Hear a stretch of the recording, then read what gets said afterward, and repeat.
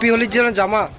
আজকে সকলকে ব্লগের প্রথমেই জানাই রামাদানের অনেক অনেক শুভেচ্ছা। এখন যেহেতু রামাদানের সময় চলছে তাই সকলকে একটা সুন্দর ভিডিও শেয়ার করতে চলেছি। আর আমি একজন হিন্দু বাড়ির মেয়ে হয়ে রামাদানের ভিডিও কেন বানাচ্ছি সেটাও তোমাদেরকে বলবো।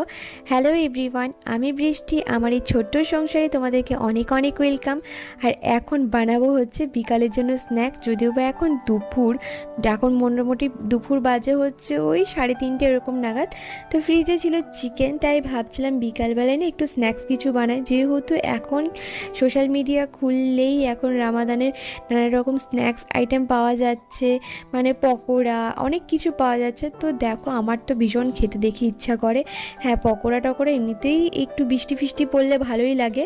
আর আজকে ওয়েদারটা না হালকা বৃষ্টি বৃষ্টি বলবো না, বাট মেঘ করে রেখেছে। তো এখানে চিকেনটাকে ভালো করে ম্যারিনেশন করছি। তো এখানে আলুগুলোকে দেখো একদম বড় বড় ফ্রেঞ্চ ফ্রাইয়ের মতো